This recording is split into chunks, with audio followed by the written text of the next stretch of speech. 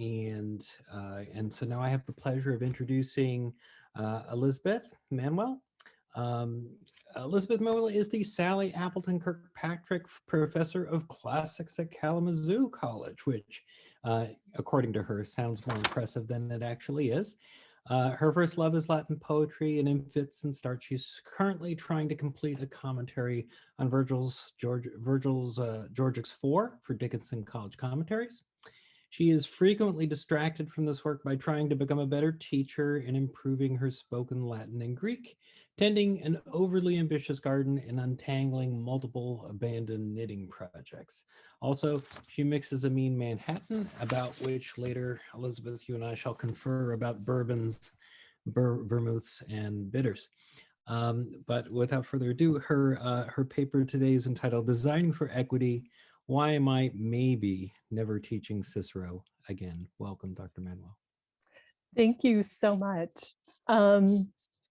I first want to thank everybody so very much for the sort of wonderful atmosphere that we've had today. I have learned so much. Thank you, Joe and Hannah, for allowing me to be a participant amongst such stellar presentations. There is a handout, and I think that Hannah dropped that in the chat. I am going to try to share my screen, but I realized I am on a Teams campus, and so I am like woefully under-zoomed as it happened. So we'll see if this actually works. I'm hoping it's working. So there has been a fair amount of chatter of late about the way that we teach Latin, a welcome and necessary conversation for sure. As so often happens, we have our colleagues at the primary and secondary school levels to thank for causing some fermentation and then actual chemical reactions to happen in the teaching of Latin, especially at that critical beginner's level.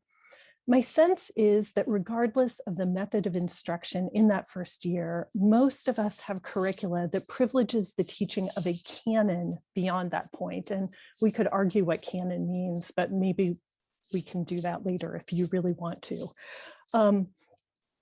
I have not engaged in any way in a comprehensive study of all programs in the US, but a cursory examination of course offerings for undergraduate Latin programs looks pretty much as it did when I was an undergrad in the late 80s and early 90s. Catullus, Cicero, Caesar, maybe a sprinkling of letters, then moving on to Virgil, Tacitus, Suetonius, and the like.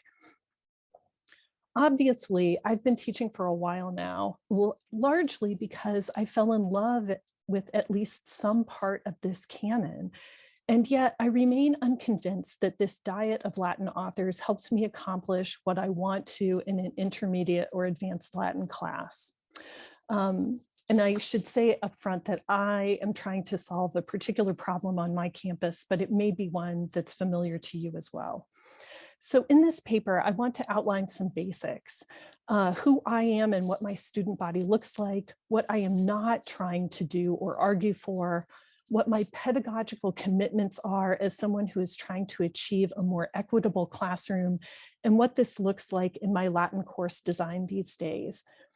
I'm not sure that I have solved this problem, and I think I'm not alone in looking for solutions to this. And I am really looking forward to gathering information from all of you from your experience as my fellow travelers. So Kalamazoo College is a small Midwestern liberal arts college on a trimester system, which imposes some unique problems. We have an enrollment of about 1,450 students, most of whom major in biology, chemistry, psychology, or business, as is true at most such institutions. We have minimal gen ed requirements, including 3 trimesters of a language. Due to the flexibility, because of this lack of gen ed requirements, most of our classics majors are in fact double majors. Most students have not had a chance to take Latin before coming to college, and our juniors tend to study abroad in the fall and winter. While many students come from the suburban Midwest, our demographics are changing. We have increasing numbers of students from the West and Southwest. 35% of our students are domestic students of color, 12% international, 25% Pell Grant recipients. Some of this diversity is increasingly spilling into our Latin courses, but not as much as we would like. I am a member of a two-person classics department, which is supplemented occasionally by a third person. Because of this, and because we are on trimesters, we have no real intermediate sequence. Our first year sequence, 101, 102, 201, fulfills the language requirement and really just gets us through those basics of grammar. All students who have proficiency beyond this are tossed into the same class. So I may have a sophomore who has recently completed the first year sequence and a senior major who earned a 5 on the AP and has been studying Latin for 8 years, and everything conceivable in between. Students need to take 2 courses beyond the first year sequence for our civilizations major, but as you can imagine, this alone will not result in a robustly populated class, even given our size and other constraints. And here perhaps is the nugget that led me to think more critically about what my classes are and should be doing, even before everyone was talking about DEI on my campus. Most of my students do not go on to graduate school or to teaching jobs in Latin. I suspect that most are not really learning enough Latin to continue to read it beyond college. They can't read fast enough for it to be pleasurable. So what is upper level Latin study for? And increasingly, I have determined that it is not for the study of Cicero or Caesar or a host of those other authors that we think of as canonical. So, having outlined all of this, you might be saying to yourself, but Elizabeth, your solution is to employ comprehensible input in your first year Latin class. Or Elizabeth, what you need to do is revise your major requirements. Or perhaps, Elizabeth, have you thought about getting a different job? But I am going to ask you to hold those kinds of legitimate issues to the side for now, while fully acknowledging that many of our colleagues, especially those at the secondary school level, are having tremendous success boosting fluency by using CI, and that numerous people, including the persuasive John Bracey and Robert Patrick, have convincingly demonstrated that employing pedagogy such as CI creates a more equitable classroom. I am also mindful of the suggestions of many, including Joy Connolly, that we may need to rethink our focus on language study as an aspect, a critical aspect of our discipline. These are absolutely legitimate issues and ones that my colleague and I are in conversation about as we prepare for curriculum revision, but I'm not going to talk about them right now. This is also not an argument for never reading what we might consider canonical authors in any course or venue. Reading these works, especially in translation, where students have not forgotten the beginning of the play by the time they get to the end of it 5 weeks later, is absolutely where we should be reading extensively.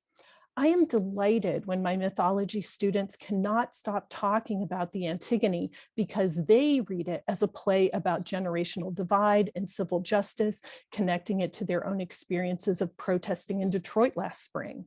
Their passion for exploring the tension between physis and nomos is exactly why Antigone speaks to them, and it makes it a good text for them to think with. I am likewise responsive to students when they request to read a particular text, whether it's canonical or not. The Greek students who wanted to read Medea with me got a yes, as did the student eager to read the first book of Marcus Aurelius's Meditations, or the group asking for Aulus Gellius, believe it or not. Student-driven interest is a powerful tool, and I'm willing to design what I think will be an appropriately structured, engaging, and achievable course on any topic or author if it will get students where they want to go, even if it means reading Cicero.